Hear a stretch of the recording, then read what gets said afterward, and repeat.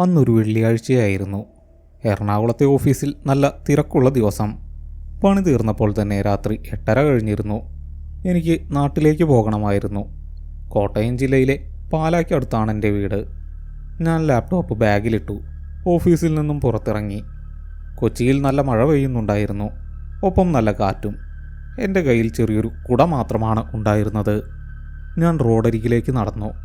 റോഡിൽ വെള്ളം കെട്ടിക്കിടപ്പുണ്ടായിരുന്നു. വാഹനങ്ങൾ പോകുമ്പോൾ വെള്ളം തെറിച്ചു. ഞാനൊരു ഓട്ടോയ്ക്ക് കൈ കാണിച്ചു. ഓട്ടോ നിർത്തി. ഞാൻ ഓട്ടോയിൽ കയറി. വൈറ്റില ഹബ്ബിലേക്ക് ഞാൻ പറഞ്ഞു.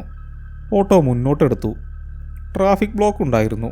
മഴ കാരണം വണ്ടികൾ വളരെ പതുക്കെയാണ് നീങ്ങിയത്. ഹബ്ബിലെത്തുമ്പോൾ സമയം 9:15 കഴിഞ്ഞിരുന്നു. ഞാൻ ഓട്ടോയ്ക്ക് കാശ് കൊടുത്ത് പുറത്തിറങ്ങി. ഹബ്ബിൽ നല്ല തിരക്കായിരുന്നു.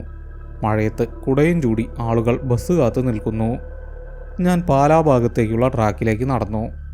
അവിടെ ഒരു KSRTC ഫാസ്റ്റ് പാസഞ്ചർ കിടപ്പുണ്ടായിരുന്നു. എറണാകുളം ഈരാറ്റുപേട്ട ബോർഡ് വെച്ച ബസ്. ബസ്സിൽ അത്യാവശ്യം ആളുകളുണ്ടായിരുന്നു. ഞാൻ ബസ്സിലേക്ക് കയറി. ഡ്രൈവർ സീറ്റിന് പുറകിലായി ഇടതുവശത്തെ 3ാമത്തെ സീറ്റാണ് എനിക്ക് കിട്ടിയത്. Window seat. മഴവെള്ളം വീണ് സീറ്റ് അല്പം നനഞ്ഞിരുന്നു. ഞാൻ കയ്യിലുണ്ടായിരുന്ന ടിഷ്യൂ പേപ്പർ വെച്ച് സീറ്റ് തുടച്ചു. എന്നിട്ട് അവിടെ ഇരുന്ന് ബാഗ് മടിയിൽ വെച്ചു. മഴയുടെ ശക്തി കൂടി വന്നു. ഞാൻ ജനാല ചില്ല് വലിച്ചിട്ട് ചില്ലിലൂടെ പുറത്തേക്ക് നോക്കി. ഹബ്ബിലെ കടകളിലെ വെളിച്ചം മഴവെള്ളത്തിൽ പ്രതിഫലിച്ചു കാണാമായിരുന്നു. 9:30 ബസ് പുറപ്പെട്ടു. ബസ് നിരത്തിലേക്കിറങ്ങി. കണ്ടക്ടർ ടിക്കറ്റ് നൽകാൻ തുടങ്ങി. അയാൾ എൻ്റെ അടുത്തേക്ക് വന്നു. പാല, ഞാൻ പറഞ്ഞു. ഞാനൊരു 100 രൂപയുടെ നോട്ട് നീട്ടി. അയാൾ ടിക്കറ്റും ബാക്കി പണവും തന്നു. ഞാൻ ടിക്കറ്റ് പോക്കറ്റിലേക്ക് വെച്ചു. ബസ് തൃപ്പൂണിത്തുറ കടന്നു. എനിക്ക് നല്ല ക്ഷീണമുണ്ടായിരുന്നു. കണ്ണുകൾ അടഞ്ഞു പോവുകയായിരുന്നു. മഴയുടെ തണുപ്പും ബസ്സിൻ്റെ ചെറിയ കുലുക്കവും എന്നെ ഉറക്കത്തിലേക്ക് തള്ളിയിട്ടു. ഞാൻ തല ചില്ലിനോട് ചേർത്ത് വെച്ച് കണ്ണുകൾ അടച്ചു. എത്ര നേരം ഉറങ്ങിയെന്നറിയില്ല. ഇടയ്ക്കെപ്പോഴോ ബസ് നിർത്തുന്നതും ആളുകൾ ഇറങ്ങുന്നതും ഞാൻ പാതി മയക്കത്തിൽ അറിഞ്ഞിരുന്നു. തലയോലപ്പറമ്പെത്തിയപ്പോൾ ഞാനൊന്ന് കണ്ണു തുറന്നിരുന്നു. അപ്പോൾ മഴ തോർന്നിരുന്നു. ഞാൻ വീണ്ടും ഉറക്കത്തിലേക്ക് വീണു. പിന്നീട് ഞാൻ ഉണരുന്നത് വല്ലാത്തൊരു തണുപ്പ് അനുഭവിച്ചാണ്. എൻ്റെ ദേഹമാകെ വിറയ്ക്കുന്നുണ്ടായിരുന്നു. ബസ് വളരെ വേഗത്തിൽ പോവുകയായിരുന്നു. ജനാലച്ചില് എപ്പോഴോ തുറന്നിരുന്നു. പുറത്തു നിന്നുള്ള തണുത്ത കാറ്റ് എൻ്റെ മുഖത്തടിക്കുന്നുണ്ടായിരുന്നു. ഞാൻ കണ്ണു തുറക്കാൻ ശ്രമിച്ചു. കണ്ണുകൾക്ക് വല്ലാത്ത ഭാരം തോന്നി. ബസ്സിനുള്ളിൽ നല്ല ഇരുട്ടായിരുന്നു. ലൈറ്റുകളൊന്നും കത്തുന്നുണ്ടായിരുന്നില്ല. ഞാൻ ചുറ്റും നോക്കി. എൻ്റെ മുന്നിലെ സീറ്റുകളെല്ലാം കാലിയായിരുന്നു. പുറകിലേക്ക് നോക്കി. ആരുമില്ല. ബസ്സിൽ ഞാൻ ഒറ്റയ്ക്കാണ്. എനിക്ക് ചെറിയൊരു പരിഭ്രമം തോന്നി. സമയം എത്രയായി എന്ന് നോക്കാൻ ഞാൻ ഫോൺ എടുത്തു. സ്ക്രീനിലെ വെളിച്ചം കണ്ണിൽ കുത്തി. സമയം രാത്രി 1:15. എനിക്കൊന്നും മനസ്സിലായില്ല. എറണാകുളത്ത് നിന്നും പാലായിലേക്ക് പരമാവധി 2.5 മണിക്കൂർ മതി. 9:30 എടുത്ത ബസ് 12 മണിക്ക് മുമ്പ് പാലായിലെത്തേണ്ടതാണ്. ഇപ്പോൾ 1:15 ബസ് എവിടെയാണ്? ഞാൻ ജനാലിലൂടെ പുറത്തേക്ക് നോക്കി. പുറത്ത് കൂരിരുട്ട്. തെരുവ് വിളക്കുകളൊന്നുമില്ല. റോഡിൻ്റെ ഇരുവശത്തും വലിയ മരങ്ങൾ നിൽക്കുന്നത് ബസ്സിൻ്റെ ഹെഡ്ലൈറ്റിൻ്റെ വെളിച്ചത്തിൽ കാണാം. റബ്ബർ മരങ്ങളാണെന്ന് തോന്നുന്നു. റോഡ് വളരെ വീതി കുറഞ്ഞതായിരുന്നു. ഒരു വലിയ ഹൈവേയിലൂടെയല്ല ബസ് പോകുന്നത്. അതൊരു ചെറിയ ഗ്രാമീണ റോഡ് പോലെ തോന്നി. KSRTC ഫാസ്റ്റ് പാസഞ്ചറുകൾ പോകുന്ന വഴിയല്ല ഇത്. എനിക്ക് ഭയം തോന്നി തുടങ്ങി. ഞാൻ സീറ്റിൽ നിന്നും എഴുന്നേറ്റ് മുന്നിലേക്ക് നടന്നു. ബസ്സു അല്ലാതെ കുലുങ്ങുന്നുണ്ടായിരുന്നു. ഞാൻ കമ്പിയിൽ പിടിച്ച് ഡ്രൈവറുടെ ക്യാബിൻ്റെ അടുത്തേക്ക് പോയി. ചേട്ടാ, ഇതെവിടെയാ? ഞാൻ ചോദിച്ചു. ഡ്രൈവർ ഒന്നും മിണ്ടിയില്ല. അയാൾ റോഡിലേക്ക് തന്നെ നോക്കി വണ്ടി ഓടിക്കുകയായിരുന്നു. ക്യാബിനിൽ ഇരുട്ടായതുകൊണ്ട് അയാളുടെ മുഖം എനിക്ക് വ്യക്തമായില്ല. പെട്ടെന്ന് എൻ്റെ തോളിൽ ഒരാൾ തട്ടി. ഞാൻ ഞെട്ടി തിരിഞ്ഞു നോക്കി. അതൊരു രൂപമായിരുന്നു. കണ്ടക്ടറാണെന്ന് തോന്നുന്നു. അയാളുടെ കയ്യിൽ ഒരു ചെറിയ ടോർച്ചുണ്ടായിരുന്നു. ആ വെളിച്ചം നിലത്തേക്കാണ് അടിച്ചിരുന്നത്. എടോ, ഇറങ്ങ്, അയാൾ പരുക്കൻ ശബ്ദത്തിൽ പറഞ്ഞു. ഇതെവിടെയാ? പാല എത്തിയോ? ഞാൻ ചോദിച്ചു. ഇറങ്ങടോ, ലാസ്റ്റ് സ്റ്റോപ്പാണ്. വണ്ടി ഡിപ്പോയിലേക്ക് പോവുകയാ, അയാൾ പറഞ്ഞു. അയാളുടെ ശബ്ദത്തിൽ ഒരു വല്ലാത്ത മുഴക്കമുണ്ടായിരുന്നു. അതൊരു സാധാരണ മനുഷ്യൻ്റെ ശബ്ദം പോലെ എനിക്ക് തോന്നിയില്ല. ഞാൻ കൂടുതലൊന്നും ചോദിക്കാൻ നിന്നില്ല. എങ്ങനെയെങ്കിലും ഈ ബസ്സിൽ നിന്ന് പുറത്തിറങ്ങിയാൽ മതി എന്നായിരുന്നു എൻ്റെ ചിന്ത. ഞാൻ എൻ്റെ ബാഗ് തോളിലിട്ടു. ബസ് ഒരു ചെറിയ വളവ് തിരിഞ്ഞു നിന്നു. വാതിൽ തുറന്നു. പുറത്ത് നല്ല ഇരുട്ടായിരുന്നു. ഒരു വെളിച്ചവും എങ്ങുമില്ല. ഞാൻ പതുക്കെ പടികളിറങ്ങി റോഡിലേക്ക് കാൽ വെച്ചു. റോഡ് നനഞ്ഞിരുന്നു. ഞാൻ പുറത്തിറങ്ങിയ ഉടനെ ബസ്സിൻ്റെ വാതിലടഞ്ഞു. ബസ് മുന്നോട്ടെടുത്തു. ഞാൻ ആ ബസ്സിൻ്റെ പുറകിലേക്ക് നോക്കി. അതിൻ്റെ ചുവന്ന ടൈൽ ലൈറ്റുകൾ അകന്നു പോകുന്നത് ഞാൻ നോക്കി നിന്നു. പെട്ടെന്ന് ആ വെളിച്ചം ഒരു വളവ് തിരിഞ്ഞു മറഞ്ഞു. അപ്പോഴാണ് ഞാൻ ആ കാര്യം ശ്രദ്ധിച്ചത്. ആ ബസ് പോകുമ്പോൾ ഒരു ശബ്ദവും ഉണ്ടായിരുന്നില്ല. ഒരു വലിയ KSRTC ബസ് സ്റ്റാർട്ട് ചെയ്ത് മുന്നോട്ട് പോകുമ്പോൾ ഉണ്ടാകുന്ന എൻജിൻ ശബ്ദമോ ഗിയർ മാറ്റുന്ന ശബ്ദമോ ഒന്നും ഞാൻ കേട്ടില്ല. കാറ്റിൽ ഇലകൾ അനങ്ങുന്ന ശബ്ദം മാത്രമാണ് അവിടെ ഉണ്ടായിരുന്നത്. എൻ്റെ ഹൃദയമിടിപ്പ് കൂടി. ഞാൻ ചുറ്റും നോക്കി. അതൊരു ചെറിയ കവലയാണ്. റോഡ് അവിടെ വെച്ച് 3ആയി പിരിയുന്നുണ്ട്. ചുറ്റും വലിയ റബ്ബർ തോട്ടങ്ങളാണ്. കാട് പിടിച്ചു കിടക്കുന്ന പ്രദേശം. ഒരു കട പോലുമില്ല. ഒരു വീടിൻ്റെ വെളിച്ചം പോലുമില്ല. ഞാൻ എവിടെയാണ് നിൽക്കുന്നത്? ഞാൻ വീണ്ടും ഫോൺ എടുത്തു. നെറ്റ്വർക്ക് ബാറുകൾ നോക്കി. ഇല്ല, റേഞ്ച് തീരെയില്ല. എമർജൻസി കോൾസ് ഓൺലി എന്ന് സ്ക്രീനിൽ കാണിക്കുന്നു. ഗൂഗിൾ മാപ്പ് തുറക്കാൻ ശ്രമിച്ചു. ലോഡാകുന്നില്ല. ഞാൻ വിയർക്കാൻ തുടങ്ങി. തണുത്ത കാറ്റടിക്കുന്നുണ്ടായിരുന്നിട്ടും എൻ്റെ നെറ്റിയിൽ വിയർപ്പ് കണങ്ങൾ പൊടിഞ്ഞു. ഞാൻ പോക്കറ്റിൽ നിന്നും ആ ബസ് ടിക്കറ്റ് എടുത്തു. ഫോണിലെ ഫ്ലാഷ് ലൈറ്റ് ഓൺ ചെയ്ത് ടിക്കറ്റിലേക്ക് നോക്കി. ഞാൻ ശരിക്കും ഞെട്ടിപ്പോയി. അതൊരു വെറും കടലാസ് കഷ്ണമായിരുന്നു. അതിൽ അക്ഷരങ്ങൾ ഒന്നും ഉണ്ടായിരുന്നില്ല. ടിക്കറ്റ് മെഷീനിൽ നിന്നും അച്ചടിച്ചു വരുന്ന വിവരങ്ങൾ ഒന്നും അതിലില്ല. പഴയൊരു മഞ്ഞക്കടലാസ്. എൻ്റെ കൈകൾ വിറച്ചു. ഞാൻ ആ കടലാസ് അവിടെ റോഡിലേക്കിട്ടു. ഞാൻ എങ്ങനെ ഇവിടെ എത്തി? എറണാകുളത്ത് നിന്നും പാലായിലേക്ക് ടിക്കറ്റ് എടുത്ത ഞാൻ ഈ വിജനമായ സ്ഥലത്ത് എങ്ങനെ വന്നു? ആ ബസ്സിലുണ്ടായിരുന്ന മറ്റു യാത്രക്കാർ എവിടെ പോയി? ആ കണ്ടക്ടർ ആരായിരുന്നു? ചോദ്യങ്ങൾ എൻ്റെ തലച്ചോറിനെ മരവിപ്പിച്ചു. ഞാൻ ആ റോഡരികിൽ നിന്നു. ചുറ്റും ഇരുട്ട് മാത്രം. ചിവീടുകളുടെ കരച്ചിൽ മാത്രം കേൾക്കാം. ഇടയ്ക്കെപ്പോഴോ ദൂരെ നിന്നും ഒരു നായ ഓരിയിടുന്ന ശബ്ദം കേട്ടു. എൻ്റെ നട്ടെല്ലിലൂടെ ഒരു കൊള്ളിയാൻ പാഞ്ഞു. ഞാൻ കുറച്ചു നേരം അവിടെ തന്നെ നിന്നു. ആരെങ്കിലും ആ വഴി വരുമെന്ന് ഞാൻ പ്രതീക്ഷിച്ചു. അരമണിക്കൂർ കഴിഞ്ഞു. ഒരു വാഹനവും വന്നില്ല. സമയം പുലർച്ചെ 2 മണിയോടടുക്കുന്നു. എൻ്റെ കാലുകൾ കഴയ്ക്കാൻ തുടങ്ങി. തണുപ്പ് അസഹനീയമായി മാറി. ഞാൻ ബാഗ് കെട്ടിപ്പിടിച്ച് അവിടെ ഉണ്ടായിരുന്ന ഒരു ചെറിയ കോൺക്രീറ്റ് തിണ്ണയിലിരുന്നു. അതൊരു പഴയ വെയിറ്റിംഗ് ഷെഡാണെന്ന് തോന്നുന്നു. സിമൻ്റ് അടർന്നു മാറിയ ഒരു തിണ്ണ. അവിടെ ഇരിക്കുമ്പോൾ എനിക്ക് വല്ലാത്തൊരു തോന്നലുണ്ടായി. ആരോ എന്നെ നിരീക്ഷിക്കുന്നത് പോലെ. ആ ഇരുട്ടിൽ റബ്ബർ മരങ്ങൾക്കിടയിൽ നിന്നും ആരോ എന്നെ നോക്കുന്നുണ്ട്. ഞാൻ ഫോണിൻ്റെ ടോർച്ചടിച്ച് മരങ്ങൾക്കിടയിലേക്ക് നോക്കി. ഒന്നുമില്ല, മരത്തടികൾ മാത്രം. പക്ഷേ എൻ്റെ ഉള്ളിലെ ഭയം കുറഞ്ഞില്ല. ആരെങ്കിലും എൻ്റെ തൊട്ടുപുറകിൽ നിൽപ്പുണ്ടോ എന്ന് ഞാൻ ഭയന്നു. തിരിഞ്ഞു നോക്കാൻ എനിക്ക് ധൈര്യം വന്നില്ല. പെട്ടെന്നാണ് ഞാനത് കണ്ടത്. വലതുവശത്തെ റോഡിലൂടെ ദൂരെ നിന്നും ഒരു ചെറിയ വെളിച്ചം വരുന്നു. ഒരു മഞ്ഞ വെളിച്ചം. അതൊരൊറ്റ വെളിച്ചമായിരുന്നു. ഒരു ഇരുചക്രവാഹനമോ അല്ലെങ്കിൽ ഓട്ടോറിക്ഷയോ ആകാം. ആ വെളിച്ചം പതുക്കെ അടുത്തേക്ക് വന്നു. എനിക്ക് വലിയ ആശ്വാസം തോന്നി.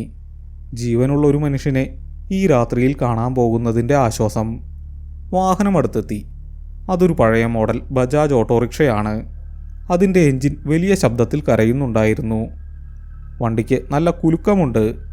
ഞാൻ വേഗം എഴുന്നേറ്റ് റോഡിൻ്റെ നടുവിലേക്ക് മാറി നിന്നു. വണ്ടി അടുത്തേക്ക് വന്നപ്പോൾ ഞാൻ കൈ കാണിച്ചു. വണ്ടിയുടെ ബ്രേക്ക് വലിയ ശബ്ദത്തോടെ പിടിച്ചു. ഓട്ടോ എൻ്റെ മുന്നിൽ നിന്നു. മഴ പെയ്തതുകൊണ്ടാകാം ഓട്ടോയുടെ വശങ്ങളിലുള്ള ഷീറ്റുകൾ താഴ്ത്തി വെച്ചിരുന്നു. ഉള്ളിൽ ഇരുട്ടാണ്. ഡ്രൈവർ സീറ്റിൽ ഒരാൾ ഇരിപ്പുണ്ട്.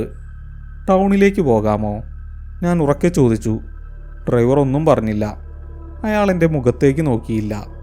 അയാളുടെ തലയിൽ ഒരു കറുത്ത തുണി കെട്ടിയിരുന്നു. തണുപ്പ് കാരണം കെട്ടിയതാവും. അയാൾ പതുക്കെ ഒന്ന് തലയാട്ടി. കയറിക്കോളാൻ. ഞാൻ വേഗം ബാഗുമായി ഓട്ടോയുടെ പുറകിലേക്ക് കയറി. സീറ്റിൽ വല്ലാതെ ഈർപ്പമുണ്ടായിരുന്നു. ഞാൻ ഇരുന്നു കഴിഞ്ഞ ഉടനെ അയാൾ വണ്ടി മുന്നോട്ടെടുത്തു. ഓട്ടോ വളരെ പതുക്കെയാണ് പോയത്. വലിയ കുഴികളുള്ള റോഡായിരുന്നു അത്. ഓരോ കുഴിയിൽ വീഴുമ്പോഴും ഓട്ടോയുടെ ഇരുമ്പ് കമ്പികൾ വലിയ ശബ്ദമുണ്ടാക്കി. ഓട്ടോയ്ക്കുള്ളിൽ വല്ലാത്തൊരു ഗന്ധമുണ്ടായിരുന്നു. എന്തോ കരിഞ്ഞതുപോലെയുള്ള ഒരു മണം. ഒപ്പം പഴയ രക്തത്തിൻ്റെ പോലൊരു തുരുമ്പ് മണവും. ഞാൻ മൂക്കുപൊത്തി. ഞാൻ ഡ്രൈവറെ റിയർവ്യൂ മിററിലൂടെ നോക്കി. വെളിച്ചം കുറവായിരുന്നതുകൊണ്ട് അയാളുടെ കണ്ണുകൾ എനിക്ക് കാണാൻ കഴിഞ്ഞില്ല. പക്ഷെ ആ മുഖം വല്ലാതെ വിളറിയിരുന്നു. ഒട്ടുമനങ്ങാതെ യാന്ത്രികമായി അയാൾ വണ്ടി ഓടിച്ചുകൊണ്ടിരുന്നു.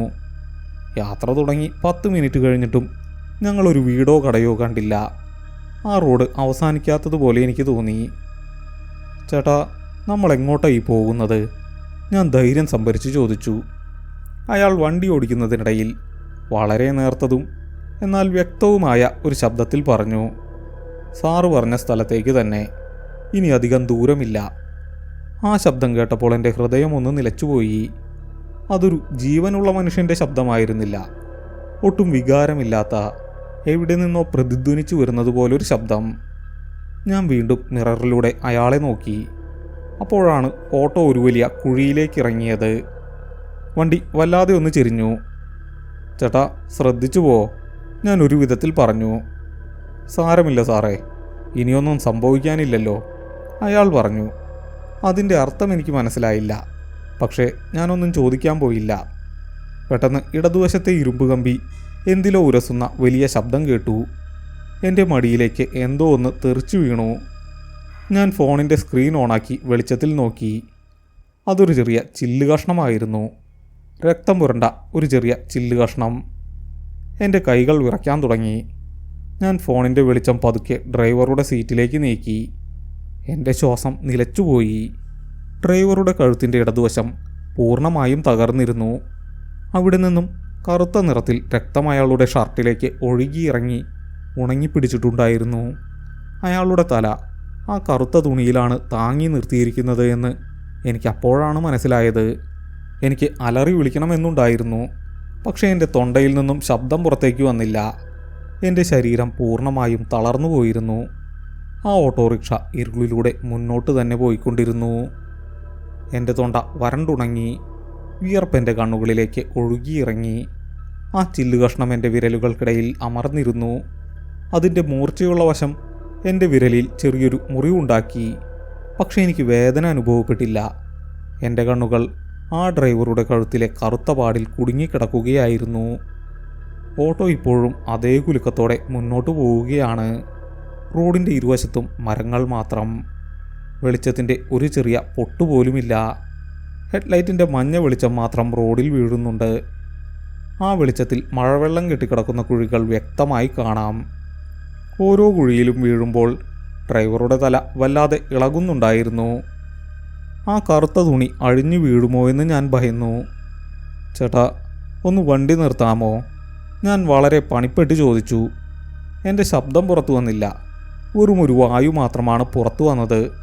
അയാളത് കേട്ടതായി ഭാവിച്ചില്ല. അയാൾ ഇടത്തേക്ക് തിരിഞ്ഞതേയില്ല. ഞാൻ മിററിലൂടെ അയാളുടെ കണ്ണുകൾ കാണാൻ വീണ്ടും ശ്രമിച്ചു. അവിടെ കണ്ണുണ്ടായിരുന്നില്ല, വെറും ഇരുട്ട് മാത്രം. ആ കാഴ്ച എന്നെ കൂടുതൽ ഭയപ്പെടുത്തി. എൻ്റെ തലച്ചോറ് പണി മുടക്കുന്നത് പോലെ തോന്നി. എനിക്ക് എങ്ങനെയെങ്കിലും പുറത്തു ചാടണം. വണ്ടി സാമാന്യം വേഗത്തിലാണ് പോകുന്നത്. പുറത്തു ചാടിയാൽ എൻ്റെ അസ്ഥികൾ നുറുങ്ങും. പക്ഷേ ഈ ഓട്ടോയിലിരിക്കുന്നതിനേക്കാൾ ഭേദം അതാണ്. ഞാൻ പതുക്കെ വലതുവശത്തെ കമ്പിയിൽ പിടിച്ചു. കാൽ പുറത്തേക്ക് വയ്ക്കാൻ ശ്രമിച്ചു. പെട്ടെന്ന് ഓട്ടോ വലിയൊരു ശബ്ദത്തോടെ ഒരു കുഴിയിലേക്കിറങ്ങി. ഞാൻ മുന്നോട്ട് ആഞ്ഞുപോയി. എൻ്റെ തല ഡ്രൈവറുടെ സീറ്റിൻ്റെ കമ്പിയിലിടിച്ചു. ആ ഇടിയിൽ എൻ്റെ ഫോൺ താഴെ വീണു. ഫോണിൻ്റെ വെളിച്ചം അണഞ്ഞു. ഓട്ടോയ്ക്കുള്ളിൽ പൂർണ്ണമായും ഇരുട്ടായി. എനിക്ക് ശ്വാസം മുട്ടാൻ തുടങ്ങി. ആ കരിഞ്ഞ മാംസത്തിൻ്റെയും തുരുമ്പിൻ്റെയും ഗന്ധം വല്ലാതെ കൂടി വന്നു. അതെൻ്റെ മൂക്കിലേക്ക് തുളച്ചു കയറുകയായിരുന്നു. എനിക്ക് ഓക്കാനം വന്നു. ഞാൻ താഴെ തപ്പി ഫോൺ എടുത്തു. സ്ക്രീൻ പൊട്ടിയിട്ടുണ്ടായിരുന്നു, പക്ഷേ വെളിച്ചമുണ്ടായിരുന്നു. ഞാൻ വീണ്ടും സീറ്റിലേക്ക് ചാരിയിരുന്നു. എനിക്കൊന്നും ചെയ്യാൻ കഴിയുന്നില്ല. ശരീരം തളർന്നുപോയി. എൻ്റെ കണ്ണുകളിൽ നിന്നും കണ്ണുനീർ ഒഴുകാൻ തുടങ്ങി.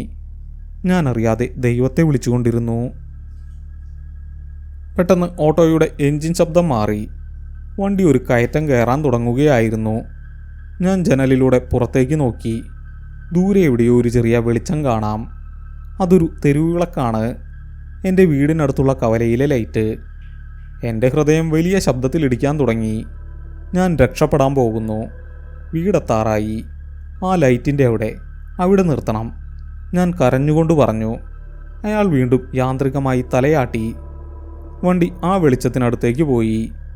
ആ വെളിച്ചത്തിൽ എനിക്ക് ആ ഓട്ടോയുടെ ഉള്ളം കൂടുതൽ വ്യക്തമായി കാണാൻ കഴിഞ്ഞു. അത് വെറും ഒരു ഓട്ടോയല്ലായിരുന്നു. അതിൻ്റെ സീറ്റുകളെല്ലാം കീറിപ്പറിഞ്ഞിരുന്നു. മുകളിലെ പ്ലാസ്റ്റിക് കവർ കൊണ്ട് മൂടിയ ഭാഗം പലയിടത്തും കീറിയിരുന്നു. ഞാനിരിക്കുന്ന സീറ്റിൽ വലിയൊരു ചോരപ്പാടുണ്ട്. അതുണങ്ങി കറുത്ത നിറമായിട്ടുണ്ട്. ആ ചോരപ്പാടിന് മുകളിലാണ് ഞാനിരിക്കുന്നത്. എൻ്റെ ദേഹം ആകെ വിറച്ചു. വണ്ടി ആ കവലയിലെത്തി. വെളിച്ചത്തിന് താഴെ ഓട്ടോ നിന്നു. ബ്രേക്ക് പിടിക്കുന്ന ശബ്ദം വളരെ വലുതായിരുന്നു. ഞാൻ ഒരു നിമിഷം പോലും വൈകാതെ ബാഗും എടുത്ത് പുറത്തേക്ക് ചാടി. എൻ്റെ കാലുകൾ വിറയ്ക്കുന്നുണ്ടായിരുന്നു. എനിക്ക് നിൽക്കാൻ കഴിഞ്ഞില്ല. ഞാൻ റോഡരികിലെ ഒരു മയിൽക്കുറ്റിയിൽ പിടിച്ചു നിന്നു. ഞാൻ ഡ്രൈവറെ നോക്കി. അയാളിപ്പോഴും മുമ്പോട്ട് തന്നെ നോക്കിയിരിക്കുകയാണ്. അയാൾ എന്നെ നോക്കുന്നില്ല, പണം ചോദിക്കുന്നില്ല. ഞാൻ വിറയ്ക്കുന്ന കൈകളോടെ പോക്കറ്റിൽ നിന്നും എൻ്റെ പേഴ്സ് എടുത്തു. ഒരു 200 രൂപയുടെ നോട്ട് പുറത്തെടുത്തു. ഞാൻ പതുക്കെ ഓട്ടോയുടെ അടുത്തേക്ക് ചെന്നു. ചേട്ടാ, കാശ്. ഞാൻ നോട്ട് നീട്ടി. അയാൾ പതുക്കെ ഇടത് കൈ പുറത്തേക്ക് നീട്ടി. ആ വെളിച്ചത്തിൽ ഞാൻ ആ കൈ വ്യക്തമായി കണ്ടു. അതൊരു മനുഷ്യൻ്റെ കൈയായി എനിക്ക് തോന്നിയില്ല. ആ വിരലുകൾ, വല്ലാതെ വിളറിയ ചർമ്മം, രക്തയോട്ടം നിലച്ചതുപോലെയുള്ള ഒരു വിളർച്ച. തൊലി പലയിടത്തും അടർന്നു മാറിയിരിക്കുന്നു. ഞരമ്പുകൾ പച്ച നിറത്തിൽ തള്ളി നിൽക്കുന്നുണ്ടായിരുന്നു. വിരലുകൾക്ക് അസാധാരണമായ നീളമുള്ളതുപോലെ എനിക്ക് തോന്നി. നഖങ്ങൾക്കിടയിൽ കറുത്ത ചെളി നിറഞ്ഞിരിക്കുന്നു. ഒരുപക്ഷെ ചെളിയായിരിക്കില്ല, ഉണങ്ങിയ രക്തമായിരിക്കാം. എനിക്ക് കൈ പിൻവലിക്കാൻ കഴിഞ്ഞില്ല. എൻ്റെ ശരീരം അവിടെ തറഞ്ഞു പോയിരുന്നു. അയാൾ എൻ്റെ കയ്യിൽ നിന്നും ആ 200 രൂപയുടെ നോട്ട് പിടിച്ചു വാങ്ങി. ആ സമയത്ത് അയാളുടെ വിരലുകൾ എൻ്റെ വിരലുകളിൽ ഉരസി. ഒരു നിമിഷം എൻ്റെ ശ്വാസം നിലച്ചുപോയി. എന്തൊരു തണുപ്പായിരുന്നു ആ വിരലുകൾക്ക്. ഐസ് കട്ടയിൽ തൊട്ടതുപോലെ. അല്ല, അതിലും ഭയാനകമായ ഒരു തണുപ്പ്. ഫ്രീസറിൽ വെച്ച ഒരു ശവശരീരത്തിൽ തൊടുമ്പോൾ ഉണ്ടാവുന്ന അതേ തണുപ്പ്. ആ തണുപ്പ് എൻ്റെ വിരലുകളിലൂടെ കയറി എൻ്റെ ഹൃദയത്തിൽ വരെ എത്തുന്നതുപോലെ തോന്നി. ഞാൻ പെട്ടെന്ന് കൈ പുറകോട്ട് വലിച്ചു. അയാൾ പണം വാങ്ങി. ബാക്കി പണം തരാൻ അയാൾ നിന്നില്ല. എന്നെ ഒന്ന് തിരിഞ്ഞു നോക്കാൻ പോലും അയാൾ ശ്രമിച്ചില്ല. അയാൾ പതുക്കെ ഇടത്തെ കൈ ഓട്ടോയുടെ ഉള്ളിലേക്ക് വലിച്ചു. എൻ്റെ നോട്ടം വീണ്ടും അയാളുടെ കഴുത്തിലേക്ക് പോയി. ആ കറുത്ത തുണിയിൽ നിന്നും വീണ്ടും ഇരുണ്ട നിറത്തിൽ എന്തോ ഒന്ന് താഴേക്ക് ഇറ്റു വീഴുന്നുണ്ടായിരുന്നു. ഓട്ടോയുടെ എൻജിൻ വലിയ ശബ്ദത്തിൽ കരഞ്ഞു. സൈലൻസറിൽ നിന്നും കറുത്ത പുക പുറത്തേക്ക് വന്നു. കരിഞ്ഞ റബ്ബറിൻ്റെയും അഴുകിയ മാംസത്തിൻ്റെയും ഗന്ധം ഒന്നുകൂടി ശക്തമായി എൻ്റെ മൂക്കിലേക്കടിച്ചു. ഞാൻ ചുമച്ചുപോയി. ഓട്ടോ പതുക്കെ മുന്നോട്ടെടുത്തു. ഓരോ കുഴിയിലും വീണ് കുലുങ്ങി വലിയ ശബ്ദമുണ്ടാക്കി ആ ബജാജ് ഓട്ടോ മുന്നോട്ട് നീങ്ങി. അതിൻ്റെ പിൻവശത്തെ ചുവന്ന ലൈറ്റുകൾ ഇരുട്ടിലേക്ക് മറയുന്നത് ഞാൻ നോക്കി നിന്നു. പതുക്കെ പതുക്കെ ആ ശബ്ദം കുറഞ്ഞു വന്നു. ഒടുവിൽ ആ ഓട്ടോ പൂർണ്ണമായും ഇരുളിൽ അപ്രത്യക്ഷമായി. ആ ശബ്ദവും നിലച്ചു. ചുറ്റും വലിയൊരു നിശബ്ദത പരന്നു. എൻ്റെ തലയ്ക്ക് മുകളിലെ സ്ട്രീറ്റ് ലൈറ്റ് ഇടവിട്ട് മിന്നി അണയുന്നുണ്ടായിരുന്നു. മഴ പൂർണ്ണമായും തോർന്നിരുന്നു. പക്ഷേ മരങ്ങളിൽ നിന്നും വെള്ളത്തുള്ളികൾ താഴെ വീഴുന്ന ശബ്ദം കേൾക്കാം. തണുത്ത കാറ്റ് വീശുന്നുണ്ടായിരുന്നു. എൻ്റെ നനഞ്ഞ ഷർട്ടിലൂടെ ആ കാറ്റ് തുളച്ചു കയറി. ഞാൻ വിറയ്ക്കുന്നുണ്ടായിരുന്നു. അവിടെ നിന്നും എൻ്റെ വീട്ടിലേക്ക് വലിയ ദൂരമില്ല. പരമാവധി 200 മീറ്റർ. ഒരു ചെറിയ കയറ്റം കയറി വേണം വീട്ടിലേക്കുള്ള വഴിയിലേക്ക് തിരിയാൻ. പക്ഷേ ആ 200 മീറ്റർ എനിക്ക് കിലോമീറ്ററുകൾ പോലെ തോന്നി. എൻ്റെ കാലുകൾക്ക് വലിയ ഭാരം ഉള്ളതുപോലെ. ഓരോ ചുവടും മുന്നോട്ട് വയ്ക്കാൻ ഞാൻ പാടുപെട്ടു. ഞാൻ നടക്കാൻ തുടങ്ങി. എൻ്റെ ഷൂസുകൾ ടാർ റോഡിൽ ഉരയുന്ന ശബ്ദം ആ നിശബ്ദതയിൽ വളരെ വലുതായി കേട്ടു. റോഡിൻ്റെ ഇരുവശത്തും റബ്ബർ മരങ്ങളാണ്. ആ മരങ്ങൾക്കിടയിലെ ഇരുട്ടിൽ നിന്നും ആരോ എന്നെ നോക്കുന്നത് പോലെ എനിക്ക് തോന്നി. ഞാൻ വേഗത്തിൽ നടക്കാൻ ശ്രമിച്ചു. പക്ഷെ കാലുകൾ വഴങ്ങുന്നില്ല. ഓരോ കാറ്റടിക്കുമ്പോഴും റബ്ബറിലകൾ ഉരസുന്ന ശബ്ദം കേട്ടു. ആരോ എൻ്റെ പുറകെ നടന്നു വരുന്നതുപോലെ. ഞാൻ പെട്ടെന്ന് തിരിഞ്ഞു നോക്കി. ആരുമില്ല, ഇരുട്ട് മാത്രം. ഞാൻ വീണ്ടും നടന്നു. എൻ്റെ നെഞ്ചിടിപ്പ് വളരെ വേഗത്തിലായിരുന്നു. കാതുകളിൽ അത് മുഴങ്ങി കേൾക്കാമായിരുന്നു. പെട്ടെന്ന് ദൂരെ നിന്നും ഒരു നായ ഓരിയിടുന്ന ശബ്ദം കേട്ടു. വല്ലാത്തൊരു നീളമുള്ള കരച്ചിൽ. അത് കേട്ടപ്പോൾ എൻ്റെ രക്തം വീണ്ടും മരവിച്ചു. സാധാരണ രാത്രികളിൽ നായ്ക്കൾ കുരയ്ക്കാറുണ്ട്. പക്ഷേ ഈ കരച്ചിൽ വല്ലാത്തൊരു ഭയമുണ്ടാക്കുന്നതായിരുന്നു. എന്തോ വലിയ അപകടം വരാൻ പോകുന്നതിനു മുമ്പുള്ള മുന്നറിയിപ്പ് പോലെ. ഞാൻ ഒരുവിധം ആ കയറ്റം കയറി വലത്തോട്ടുള്ള ഇടവഴിയിലേക്ക് തിരിഞ്ഞു. അതെൻ്റെ വീട്ടിലേക്കുള്ള വഴിയാണ്. വഴിയിൽ ഇഷ്ടിക പാകിയിട്ടുണ്ട്. ആ വഴിയിലൂടെ നടക്കുമ്പോൾ എനിക്ക് ചെറിയൊരു ആശ്വാസം തോന്നി. പരിചയമുള്ള വഴി, സുരക്ഷിതത്വത്തിൻ്റെ തോന്നൽ. ഞാൻ ഗേറ്റിന് മുന്നിലെത്തി. പഴയൊരു ഇരുമ്പ് ഗേറ്റാണ്. അത് തുറക്കുമ്പോൾ വലിയൊരു കരകര ശബ്ദമുണ്ടാകാറുണ്ട്. ഞാൻ പതുക്കെ ഗേറ്റിൻ്റെ കൊളുത്തു മാറ്റി ഗേറ്റ് തുറന്നു. ആ ശബ്ദം രാത്രിയുടെ നിശബ്ദതയെ കീറിമുറിച്ചു. സാധാരണ ഗേറ്റിൻ്റെ ശബ്ദം കേട്ടാൽ ഞങ്ങളുടെ പട്ടി ബ്രൂണോ ഓടി വരാറുള്ളതാണ്. വലിയ ശബ്ദത്തിൽ കുരച്ചുകൊണ്ട് അവൻ വാലാട്ടി വരും. പക്ഷെ ഇന്നവൻ വന്നില്ല. ഞാൻ മുറ്റത്തേക്ക് കയറി ചുറ്റും നോക്കി. മുറ്റത്തെ ലൈറ്റ് ഇട്ടിട്ടുണ്ടായിരുന്നു. ബ്രൂണോ, ഞാൻ പതുക്കെ വിളിച്ചു. മറുപടിയൊന്നുമില്ല. ഞാൻ സിറ്റ് ഔട്ടിലേക്ക് നടന്നു. അപ്പോഴാണ് ഞാൻ അവനെ കണ്ടത്. സിറ്റ് ഔട്ടിൻ്റെ വലത്തെ മൂലയിൽ ഒരു പഴയ കസേരയുടെ അടിയിൽ അവൻ ചുരുണ്ട് കിടക്കുന്നു. എന്നെ കണ്ടിട്ടും അവൻ എഴുന്നേറ്റില്ല. അവൻ വല്ലാതെ വിറയ്ക്കുന്നുണ്ടായിരുന്നു. അവൻ്റെ കണ്ണുകളിൽ വലിയൊരു ഭയം എനിക്ക് കാണാമായിരുന്നു.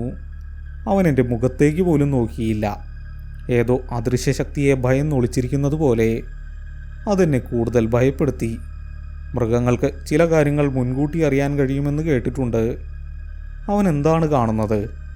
ഞാൻ എൻ്റെ പുറകിലേക്ക് നോക്കി. ആരുമില്ല. ഗേറ്റ് മലർക്കെ തുറന്നു കിടക്കുന്നു. പുറത്താ കൊടിയ ഇരുട്ട് മാത്രം.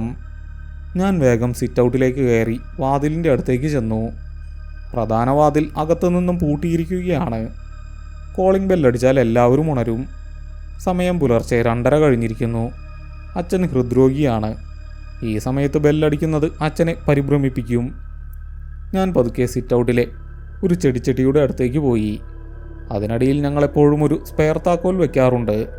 ഞാൻ കൈയിട്ട് നോക്കി. തണുത്ത മണ്ണിൽ എൻ്റെ വിരലുകൾ തട്ടി. താക്കോൽ അവിടെയുണ്ടായിരുന്നു. ഞാനതെടുത്തു. എൻ്റെ കൈകൾ വല്ലാതെ വിറയ്ക്കുന്നുണ്ടായിരുന്നു.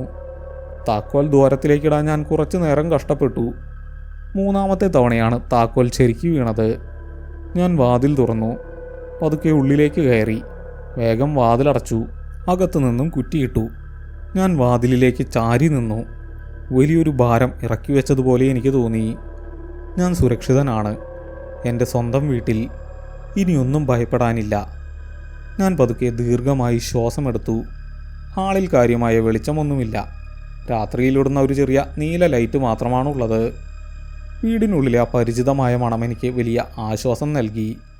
എങ്കിലും ആ പഴയ ഓട്ടോറിക്ഷയ്ക്കുള്ളിലെ കരിഞ്ഞ മാംസത്തിൻ്റെ മണം ഇപ്പോഴും എൻ്റെ മൂക്കിൽ തങ്ങി നിൽക്കുന്നുണ്ടായിരുന്നു. ഞാൻ ആ മണം മാറാൻ വേണ്ടി വേഗത്തിൽ ശ്വാസം വിട്ടുകൊണ്ടിരുന്നു. ഞാൻ ഹാളിലെ മെയിൻ ലൈറ്റ് ഓണാക്കി. ആ വെളിച്ചം ഹാളിലാകെ പരന്നു. എൻ്റെ ബാഗ് സോഫയിലേക്കിട്ടു. അപ്പോഴാണ് ഹാളിലെ ആ വലിയ കണ്ണാടിയിൽ ഞാൻ എൻ്റെ രൂപം കണ്ടത്. ഞാൻ ശരിക്കും ഒന്ന് ഭയന്നുപോയി. എൻ്റെ മുഖം പൂർണ്ണമായും വിളറിയിരിക്കുന്നു. കണ്ണുകൾക്ക് ചുറ്റും കറുത്ത പാടുകൾ വീണിരിക്കുന്നു. തലമുടി വിയർപ്പിൽ ഒട്ടിപ്പിടിച്ചിട്ടുണ്ട്.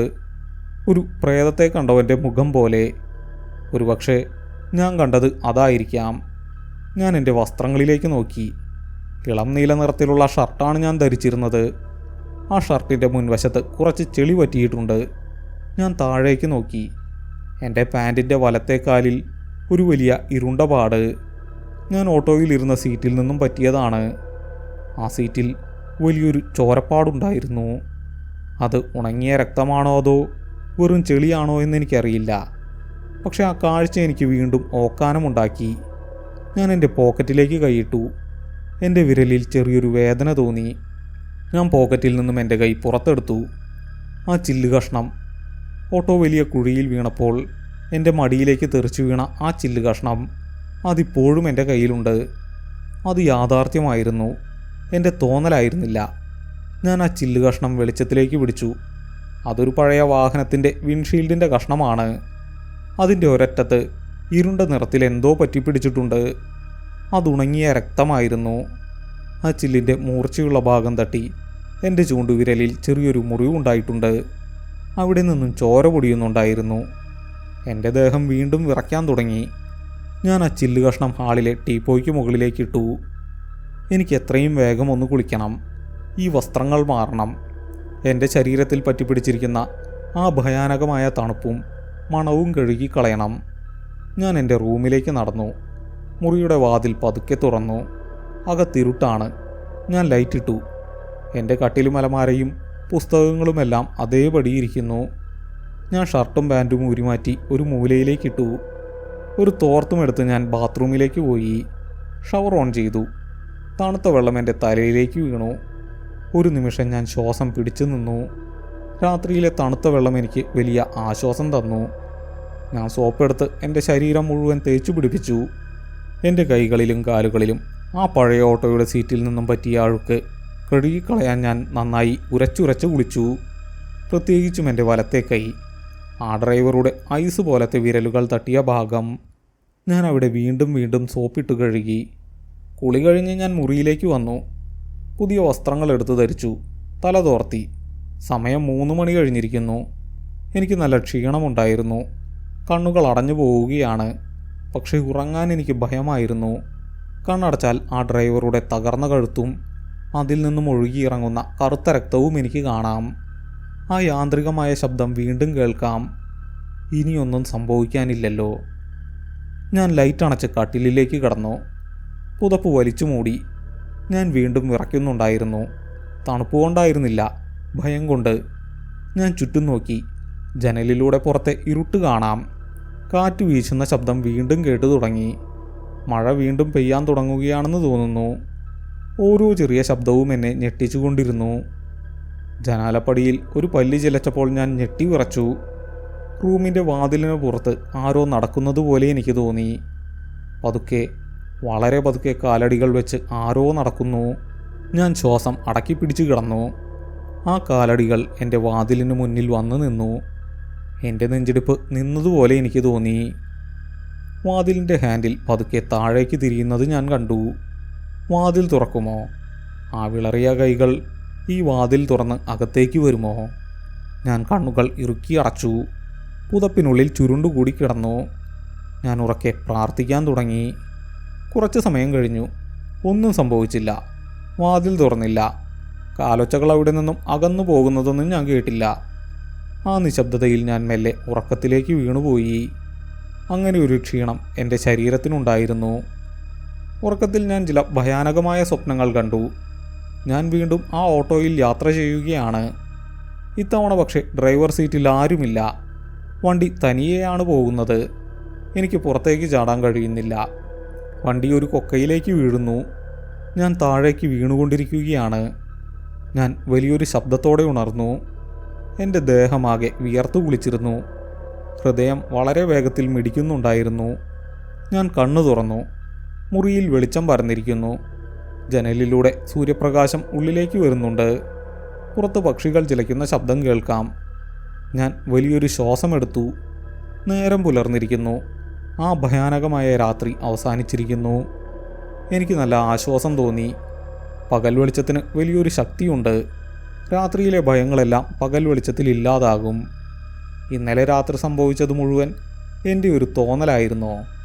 ഒരുപക്ഷെ ഞാൻ ഉറക്കക്ഷീണത്തിൽ എന്തൊക്കെയോ ചിന്തിച്ചു കൂട്ടിയതാകാം. ആ ഓട്ടോ ഡ്രൈവർ ഒരു സാധാരണ മനുഷ്യനായിരിക്കും. കഴുത്തിലെ ആ കറുത്ത പാട് വെറും ചെളിയായിരിക്കും. അയാളുടെ കൈകൾക്ക് തണുപ്പായിരുന്നത് മഴ നനഞ്ഞതുകൊണ്ടാകാം. ഞാൻ എന്നെ തന്നെ സമാധാനിപ്പിക്കാൻ ശ്രമിച്ചു. ഞാൻ കട്ടിലിൽ നിന്നും എഴുന്നേറ്റു. തലയ്ക്ക് ചെറിയൊരു വേദനയുണ്ടായിരുന്നു. ഞാൻ വാതിൽ തുറന്ന് ഹാളിലേക്ക് വന്നു. അടുക്കളയിൽ നിന്നും പാത്രങ്ങൾ തട്ടുന്ന ശബ്ദം കേൾക്കാം. അമ്മ എഴുന്നേറ്റിട്ടുണ്ട്. ദോശ ചുടുന്നതിൻ്റെ നല്ല മണം വരുന്നുണ്ട്. വീട്ടിലെ ഈ സാധാരണ കാര്യങ്ങൾ എനിക്ക് വലിയ ധൈര്യം തന്നു. ഞാൻ പതുക്കെ അടുക്കളയിലേക്ക് നടന്നു. അമ്മ എന്നെ കണ്ടു. "നീ എപ്പോഴാണ് എത്തിയത്? ഞാൻ ശബ്ദമൊന്നും കേട്ടില്ലല്ലോ," അമ്മ ചോദിച്ചു. "ഞാൻ കുറച്ച് വൈകി അമ്മേ. ഒരു 2:30 കഴിഞ്ഞ് കാണും. ആരെയും വിളിച്ചുണർത്തണ്ട എന്ന് കരുതി ഞാൻ തന്നെ താക്കോലെടുത്ത് തുറന്നു." ഞാൻ വളരെ സാധാരണമായി പറഞ്ഞു. "അതെന്താ അത്ര വൈകിയത്? ബസ് കിട്ടിയില്ലേ?" "ലാസ്റ്റ് ബസ്സിലാണ് വന്നത്. വഴിയിൽ കുറച്ച് ബ്ലോക്ക് ഉണ്ടായിരുന്നു. പിന്നെ അവിടെ കവലയിൽ ഇറങ്ങി നടന്നു." ഞാൻ കളവ് പറഞ്ഞു. ആ ഓട്ടോയെക്കുറിച്ച് പറയാൻ എനിക്ക് തോന്നിയില്ല. അത് പറഞ്ഞാൽ അമ്മ വെറുതെ പേടിക്കും. മാത്രമല്ല അതമ്മ വിശ്വസിക്കാനും പോകുന്നില്ല. "നിന്റെ മുഖമെന്താ വല്ലാതിരിക്കുന്നത്? എന്തുപറ്റി? വയ്യായിക വല്ലതുമുണ്ടോ?" അമ്മ എൻ്റെ മുഖത്തേക്ക് സൂക്ഷിച്ചു നോക്കിക്കൊണ്ട് ചോദിച്ചു. "ഒന്നുമില്ലമ്മേ, നല്ല ക്ഷീണമുണ്ട്. ഉറക്കം ശരിയായില്ല," ഞാൻ പറഞ്ഞു. നീ പോയി പല്ല് തേച്ചിട്ട് വാ, ഞാൻ ചായ എടുക്കാം, അമ്മ പറഞ്ഞു. ഞാൻ ബാത്റൂമിൽ പോയി പല്ല് തേച്ച് മുഖം കഴുകി വന്നു. ഡൈനിങ് ടേബിളിലിരുന്നു. അമ്മ ചൂടുള്ള ഒരു കപ്പ് കാപ്പി എൻ്റെ മുന്നിലേക്ക് വെച്ചു. ഞാൻ ആ കാപ്പി പതുക്കെ കുടിക്കാൻ തുടങ്ങി. കാപ്പിയുടെ ചൂട് എൻ്റെ തൊണ്ടയിലൂടെ ഇറങ്ങിയപ്പോൾ എനിക്ക് ആശ്വാസം തോന്നി. എൻ്റെ ശരീരം സാധാരണ നിലയിലേക്ക് വരുന്നത് പോലെ. രാത്രിയിലെ ആ സംഭവങ്ങൾ വെറുമൊരു ദുസ്വപ്നം മാത്രമായി എൻ്റെ ഉള്ളിൽ ചുരുങ്ങാൻ തുടങ്ങിയിരുന്നു. എല്ലാം എൻ്റെ ഒരു ഭ്രമം മാത്രമായിരുന്നു എന്ന് ഞാൻ വിശ്വസിക്കാൻ ശ്രമിച്ചു. ആ ചില്ല് കഷ്ണം ഹാളിലെ ടീപ്പോയ്ക്ക് മുകളിൽ ഇരിപ്പുണ്ടായിരുന്നു എന്ന് ഞാൻ മറന്നുപോയിരുന്നു. അമ്മ ഹാളിലേക്ക് പോയി ടി വിയുടെ റിമോട്ട് എടുത്തു. രാവിലെ എപ്പോഴും അമ്മ പ്രാദേശിക വാർത്താ ചാനലുകൾ കാണാറുണ്ട്. ടി വി ഓൺ ചെയ്യുന്ന ശബ്ദം ഞാൻ കേട്ടു. വാർത്താവതാരകൻ്റെ ശബ്ദം ഹാളിൽ മുഴങ്ങി. ഞാൻ കാപ്പി കുടിച്ചുകൊണ്ടിരുന്നു. വലിയ ശ്രദ്ധയൊന്നും ഞാൻ അതിന് നൽകിയില്ല. ഞാൻ കാപ്പി കുടിച്ച് തീർക്കാറായപ്പോഴാണ് ടി വിയിൽ നിന്നും കേട്ട ആ വാക്കുകൾ എൻ്റെ കാതുകളിലെത്തിയത്. എൻ്റെ കൈകൾ ചലിക്കാൻ മറന്നു. കപ്പിലെ കാപ്പി എൻ്റെ വിരലുകളിലേക്ക് തുളുമ്പി വീണു. ഇന്നലെ രാത്രി 9:30 എസ്റ്റേറ്റ് പടിയിലുണ്ടായ ദാരുണമായ വാഹനാപകടത്തിൽ അവതാരകൻ പറയുന്നുണ്ടായിരുന്നു. ഞാൻ പതുക്കെ കസാരയിൽ നിന്നും എഴുന്നേറ്റു. എൻ്റെ ഹൃദയം വീണ്ടും വലിയ ശബ്ദത്തിൽ ഇടിക്കാൻ തുടങ്ങിയിരുന്നു. ഞാൻ ഹാളിലേക്ക് നടന്നു. എൻ്റെ കണ്ണുകൾ ടി വി സ്ക്രീനിൽ ഉടക്കി നിന്നു. അവതാരകൻ്റെ ശബ്ദം ഹാളിലാകെ മുഴങ്ങുന്നുണ്ടായിരുന്നു. പക്ഷേ എനിക്ക് ചുറ്റും വലിയൊരു ശൂന്യത അനുഭവപ്പെട്ടു. ഇന്നലെ രാത്രി 9:30 എസ്റ്റേറ്റ് പടിയിലുണ്ടായ ദാരുണമായ വാഹനാപകടത്തിൽ ഓട്ടോ ഡ്രൈവർ തൽക്ഷണം മരിച്ചു. എതിരെ വന്ന ടോറസ് ലോറി നിയന്ത്രണം വിട്ട് ഓട്ടോയിലേക്ക് ഇടിച്ചു കയറുകയായിരുന്നു.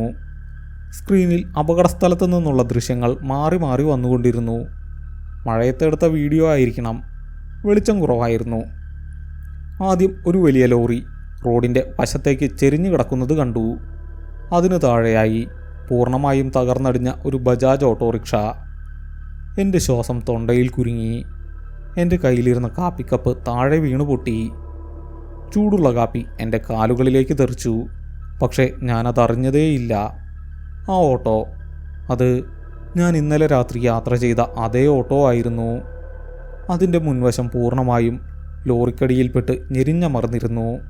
ഡ്രൈവർ സീറ്റിൻ്റെ ഭാഗം തിരിച്ചറിയാൻ പോലും കഴിയാത്ത വിധം തകർന്നിട്ടുണ്ട്. ഡ്രൈവർ സീറ്റിനോട് ചേർന്നുള്ള ഇരുമ്പ് കമ്പികൾ വല്ലാതെ വളഞ്ഞുപോയിരുന്നു. ഞാൻ ആ മിററിലൂടെ നോക്കിയപ്പോൾ കണ്ട തകർന്ന കഴുത്തും അതിൽ നിന്നും ഒഴുകിയിറങ്ങിയ രക്തവും എൻ്റെ മനസ്സിലേക്ക് ഇരച്ചു കയറി. ക്യാമറ പതുക്കെ ഓട്ടോറിക്ഷയുടെ പിൻവശത്തേക്ക് നീങ്ങി. നമ്പർ പ്ലേറ്റ് ക്യാമറയിൽ വ്യക്തമായി പതിഞ്ഞു. KL 17D. അതിനു മുകളിലായി മഞ്ഞ പെയിൻറ്റിൽ എഴുതി വച്ചിരുന്ന ആ വാചകം. ദൈവമേ, കാത്തുകൊള്ളണേ. എൻ്റെ തലച്ചോറ് മരവിച്ചു. എനിക്ക് നിൽക്കാൻ കഴിഞ്ഞില്ല. ഞാൻ പതുക്കെ സോഫയിലേക്ക് ഇരുന്നു പോയി. ഇത് സാധ്യമല്ല. ഇത് വെറും ഒരു സ്വപ്നമായിരിക്കണം. രാത്രി 9:30 അപകടത്തിൽപ്പെട്ട് പൂർണ്ണമായും തകർന്ന ഈ ഓട്ടോയിലാണോ വെളുപ്പിന് 1:30 ഞാൻ കയറിയത്? ആ തകർന്ന ഓട്ടോറിക്ഷ എങ്ങനെ ഓടി വന്നു?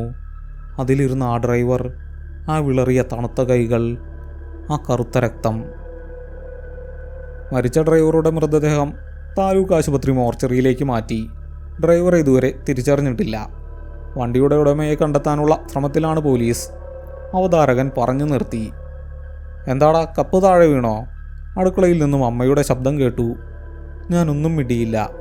എനിക്ക് സംസാരിക്കാൻ കഴിഞ്ഞില്ല. എൻ്റെ ചുണ്ടുകൾ വിറയ്ക്കുന്നുണ്ടായിരുന്നു. അമ്മ ഓടി വന്നു. നിലത്ത് പൊട്ടിക്കിടക്കുന്ന കപ്പും കാപ്പിയും കണ്ട് അമ്മ എന്നെ നോക്കി. എന്തു പറ്റി മോനെ? നിനക്കെന്താ പറ്റിയത്? മുഖം വല്ലാതിരിക്കുന്നല്ലോ, അമ്മ പരിഭ്രമത്തോടെ ചോദിച്ചു. ഞാൻ പതുക്കെ കൈ ഉയർത്തി ടി വിയിലേക്ക് ചൂണ്ടി. അമ്മ ടി വിയിലേക്ക് നോക്കി. അയ്യോ, കഷ്ടമായി പോയല്ലോ. ഇന്നലെ രാത്രി ആ മഴയത്താണോ അപകടമുണ്ടായത്? ആ പാവൻ ഡ്രൈവർ മരിച്ചോ? എസ്റ്റേറ്റ് പടി എന്ന് പറയുമ്പോൾ നമ്മുടെ ആ പഴയ റബ്ബർ തോട്ടത്തിൻ്റെ അടുത്തല്ലേ? അമ്മ സങ്കടത്തോടെ പറഞ്ഞു. അമ്മേ, എൻ്റെ ശബ്ദം വളരെ നേർത്തതായിരുന്നു. ഞാൻ ഇന്നലെ രാത്രി ഈ ഓട്ടോയിലാണ് വന്നത്. അമ്മ എന്നെ അത്ഭുതത്തോടെ നോക്കി. എന്ത് വിഡിത്തമാണ് നീ ഈ പറയുന്നത്? ഇന്നലെ രാത്രി 9:30 അപകടത്തിൽപ്പെട്ട വണ്ടിയിലാണോ നീ പുലർച്ചെ 2:30 വന്നത്? നിനക്ക് ഉറക്കച്ചടവ് മാറിയില്ലേ? അല്ലമ്മേ, സത്യമായിട്ടും ഞാൻ ഈ ഓട്ടോയിലാണ് വന്നത്. ഇതേ നമ്പർ KL 17D. ഞാൻ കണ്ടതാണ്.